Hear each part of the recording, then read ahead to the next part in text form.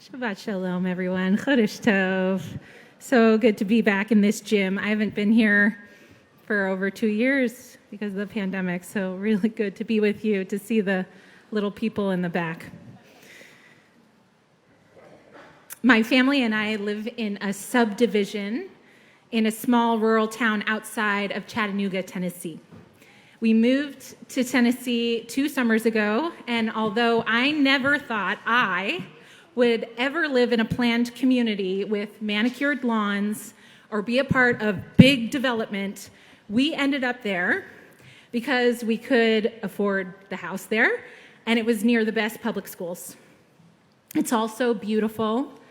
From the front side, we look at rows of newly constructed suburban homes, but out the back, we look out on golden pastures with horses, and we can see lush forested mountains in the distance. I hear roosters in the morning.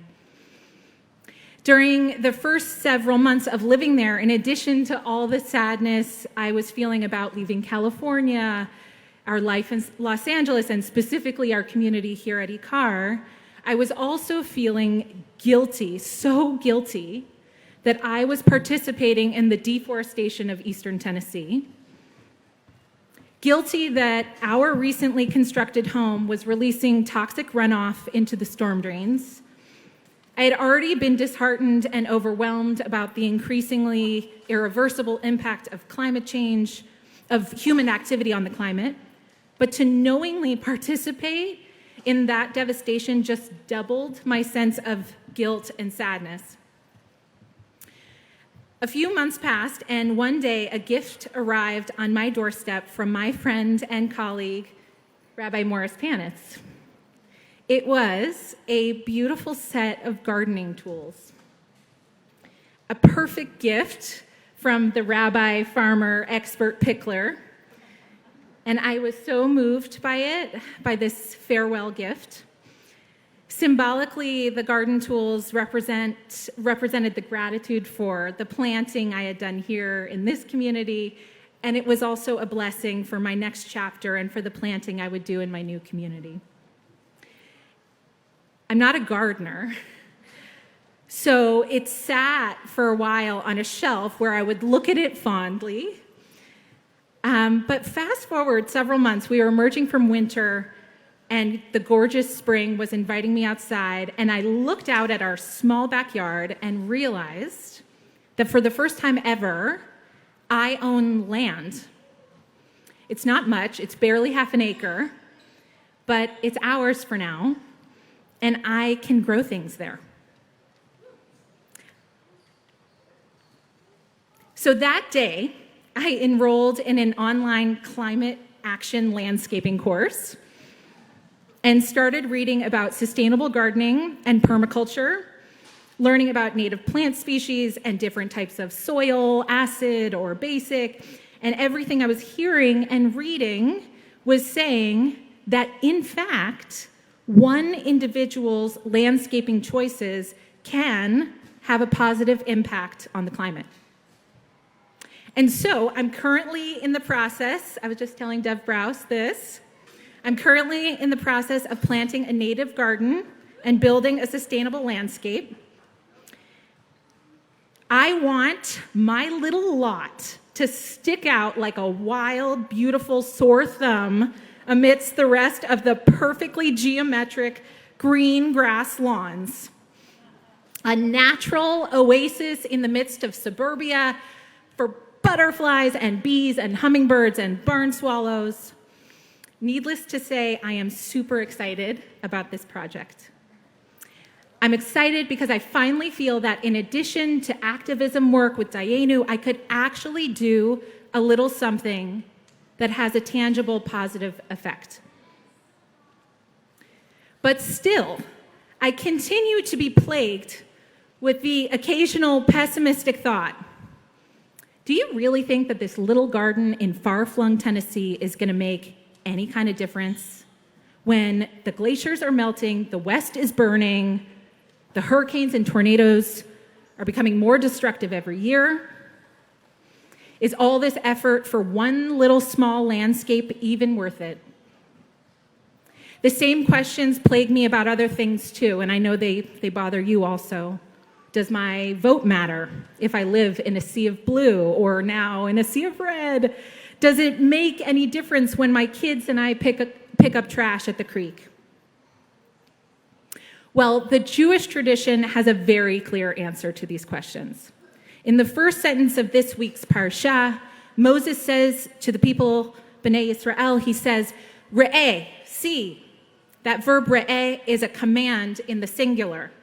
Just like Shema from last week's Parsha, there it was, hear, O Israel, and here Moses is saying, Re'eh, see what it is I'm telling you as you stand together poised to enter the promised land.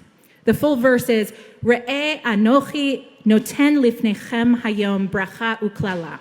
See that I'm setting before you today blessing and curse. And he goes on to say, there will be blessing if you follow God's commandments and curse if you don't.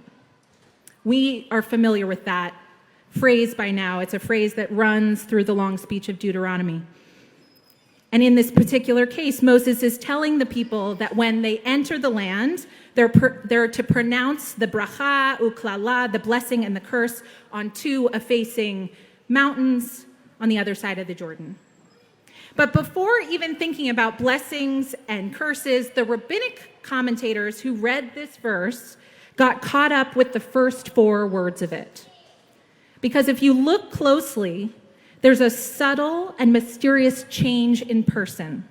The Hebrew says, Re'eh anochi noten lifnechem.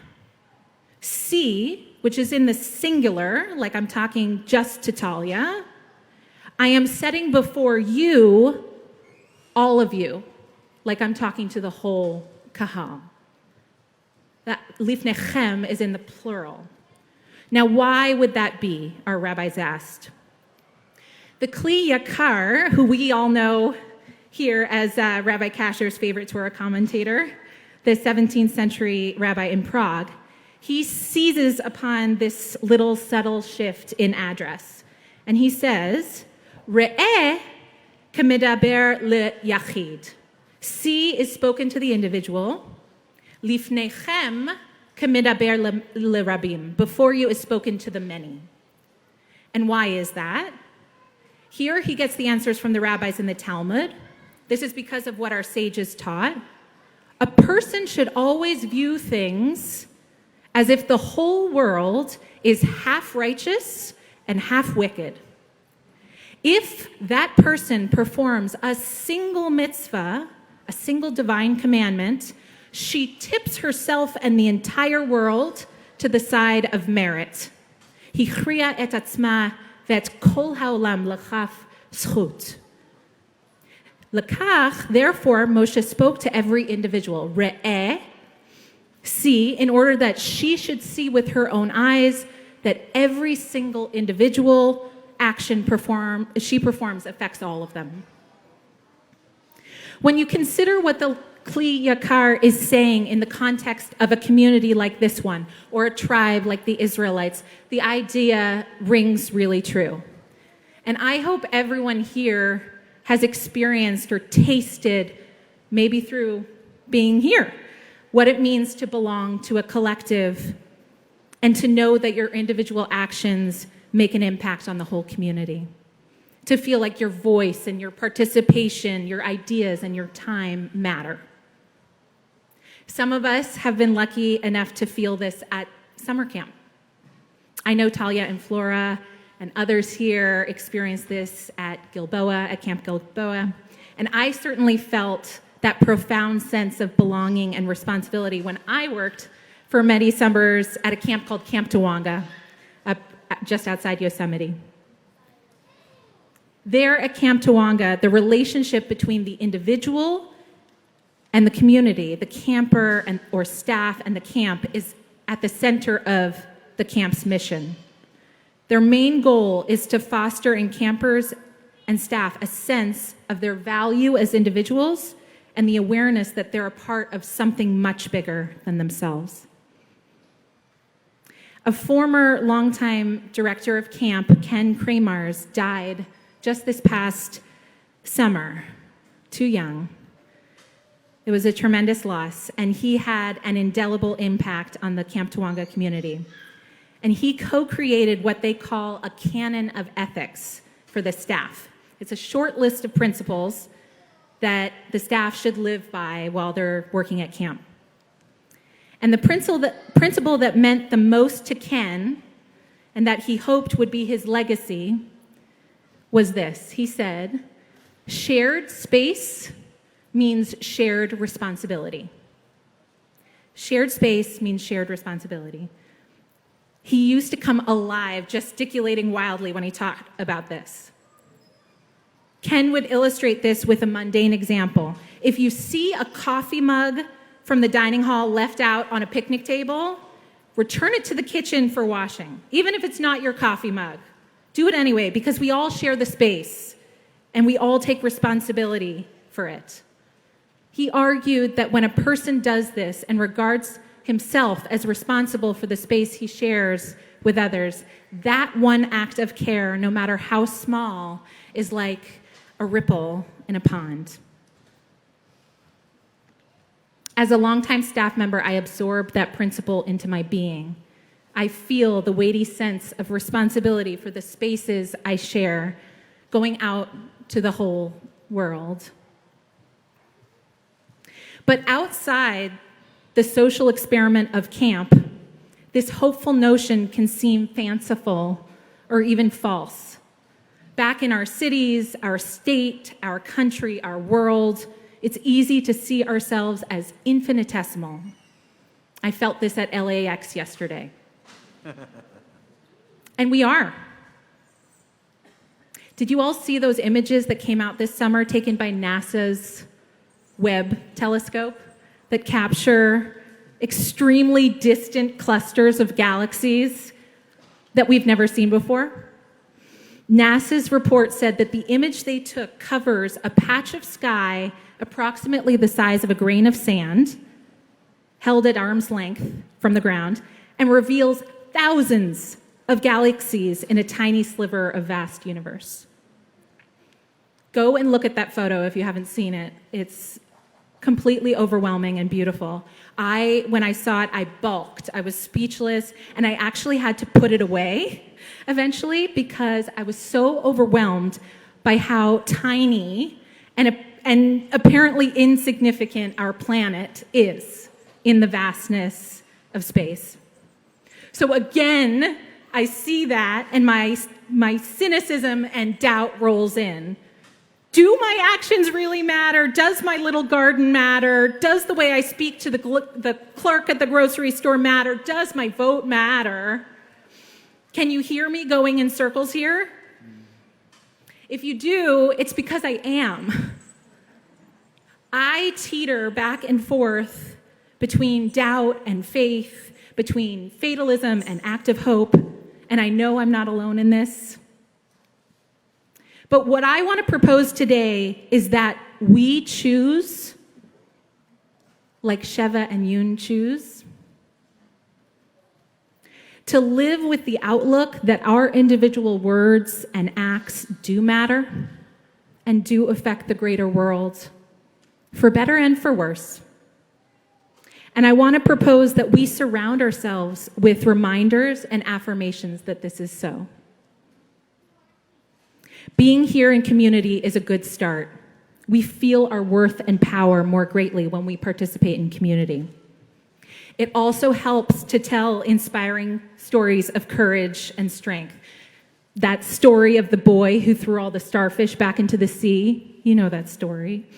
Or the guy at the concert who danced his heart out, that kind of weird dancing guy, and he set off a wave of unabashed, joyful movement at the concert.